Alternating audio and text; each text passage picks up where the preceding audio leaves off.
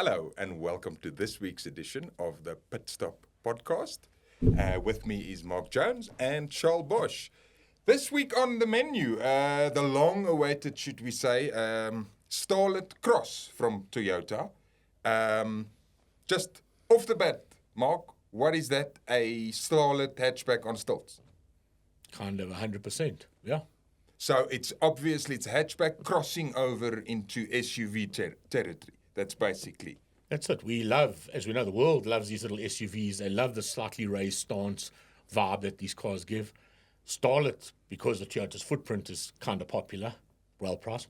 Now add a cross badge and a little bit of a funky look to it, and winner. But there's an elephant in the room, Charles, and we need to address it. So Let's just kill it and move on.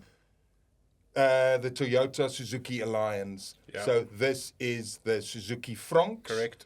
With slightly different styling, badging, all of that. Correct. Yeah, it's called the Toyota Urban Cruiser Taser in India. And as we all know, with the partnership between Toyota and Maruti Suzuki, this is yet another one of those partnership vehicles. And they've decided, rather uniquely, in India, where it's aligned with the Toyota Urban Cruiser, hence its name, they've decided for South Africa, no, let's go the other way and realign and align it more with the Toyota Starlet, which we all know is based on the Suzuki Baleno. So, yeah, Starlet Cross it is. So basically, at the end of the day, we have got the Suzuki Baleno, we have got the Toyota Starlet, the Franx, and the Starlet Cross, and they're all basically on the same platform. All based on the same platform. Suzuki-based platform, Suzuki-based engines. It's the other way around is with the Urban Cruiser and the Grand Vitara is the other way around. It's basically, this is just another rebadging. So then you have to put in the Toyota Rumion, which is the Suzuki Ertiga, and the Fitz and the Celerio. Let's not go too far. Elephant dead, Mark, pricing. Very importantly, starting a notch below 300 Correct. for the full model range. Obviously, it's the XS, it's the XR, both of them available in manual and automatic. Starting just below 300, going up to 359, which is very much in line with Suzuki. It is like $2,000 more for the entry level one and $5,000 more for the top spec XR Auto. Obviously, pricing vital in this market with the Chinese influence and obviously the price sensitivity, the overall economic climate. Surefire winner, I suppose, from Toyota, hey? Yeah, I think everything Toyota touches turns to gold. I mean, they have the reputation. We're not speaking Formula One today. No. We stay out of that. But it's what they do in South Africa, they're not the best by far because they do things wrong. They piggyback with these clever alliances, whether we all whine about it and carry on with this elephant in the room. It's clever alliances. Suzuki build very good cars, economical cars, they do it. And they bring good product to the market, Toyota, with a Toyota badge, very important. I think that's worth lots. And they got over, 220 dealers. So, I mean, if each dealer sells 2 or 3 a month, there's already 600-700 cars. They'll sell what they've got. Whatever comes, they will sell. And, they will outsell Suzuki just based on dealer footprint. And they will be competitive in that segment, that sub-300 number, just like with Citroen C3 Aircross.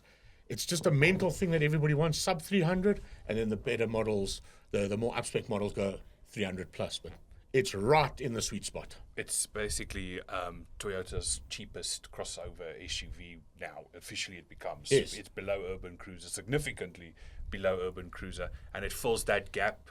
You can clearly say left vacant by the old Urban Cruiser, Correct. by the original Suzuki Brezza-based Urban Cruiser. Spot on where it fits. They said that they don't want to go cannibalize with Urban Cruiser. Fits in there spot on. It's why we get the 77 kilowatt, 1500 engine. We don't get any turbocharged power plants and double clutch gearboxes or 6-speed autos. It's a price sensitive part of the market, and they're there to play. So you had a little drive on it recently at the launch. Of course, the Starlet Cross we're talking about. Speaking of that engine, obviously, a very important thing is fuel efficiency.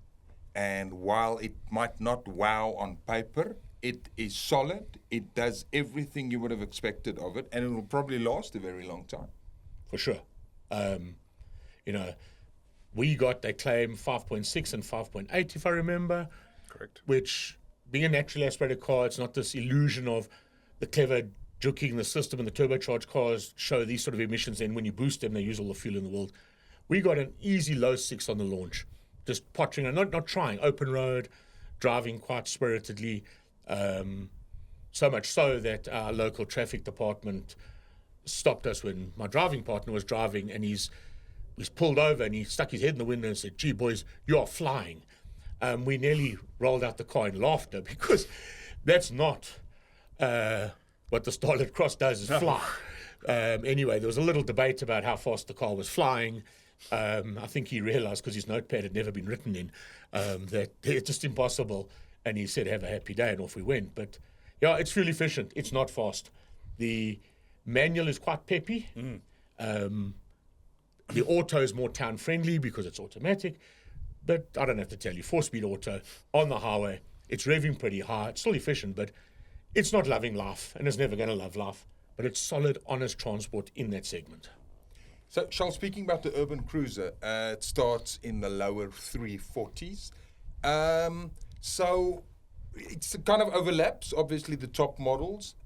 What would be the big differentiator for someone, let's say, not specifically looking at a model, but looking at that price? Let's say 350. Is it a case of why is he going to go for an urban cruiser, and why is he going to go for a Starlet Cross rather? Probably in terms of size. I mean, urban cruiser is a lot bigger. It's based on the same platform as the Suzuki Grand Vitara, which is a Suzuki platform. I will say it's not as well equipped as a Starlet Cross. It is lacking certain things of it, because that, we all know that was done intentionally when they brought the urban cruiser to South Africa.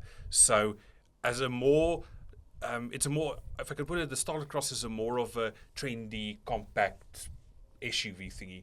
The urban cruiser is more your traditional biggish, almost like SUV. a mommy wagon compared Exactly. to younger, well, young at heart, I should say. It's more a question of practicality over style, which you yeah. could put it Over styling, yeah. that way. And look, it's the same engine, we all know, the same drivetrain setup and so on, but that is more for your traditional family who has just gravitated from a C-segment hatchback or a sedan, Corolla for instance, and who wants something to go the traditional SUV route, but does not want to sacrifice space the same way that the Starlet Cross is going to be.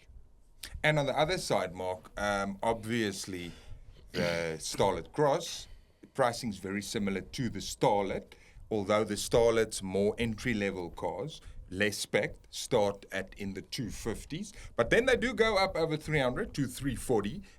Also not it is big, but it's not significant. So also, why would you consider, if you were considering a Starlet, your normal hatchback, over 300, why would you consider the Starlet Cross now for sort of the same price? Yeah, I think, they use the same name, Starlet and Starlet Cross, but as we just said, they're not the same car. No. Based on separate cars, it's a hatch versus a crossover SUV thing. It's going to be purely around, hey, I like the look of this thing. Yeah. Starlet Cross, I like the look, I like the funky little lights, the wireless charging in the XR and little things that I've got. I can stretch my budget, I like that.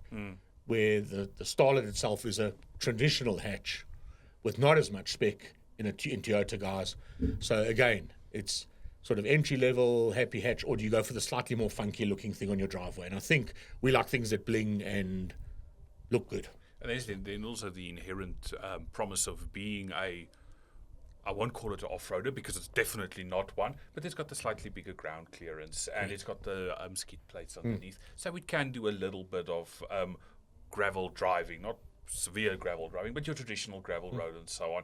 And there's always given how the country's roads are, there's always the promise of that it's not going to cut a tire or whatever we could through a pothole. Not that you're going to drive it Mach 12 through a pothole anyway, but there's always that type of thing. And it's, as we said, the whole SUV appeal. Yeah. The whole jacked up SUV. It's a styling thing. I think it's a styling, convenience, pricing thing. It's the sweet spot. It looks good. It's SUV based, right price, right spec, winner. Again, second time I said that. Yeah. Well, we look very much forward to what this will do on the monthly sales, and we should know within the next few months, and to see if what we're predicting is turning out to be what's going to go down going forward. But yeah, we'll bring you up to speed with all of those once those numbers come in. In the meantime, thank you very much for listening to Pitstop this week or watching it, whatever you were doing. If you liked it, like it, you can share the post, or you can decide to follow our YouTube channel and then stay abreast of all the latest motoring news every week. Thank you very much. I'm Jaco van der Merwe, joined by Mark Jones and Charles Bosch. Thanks for listening this week. Cheers.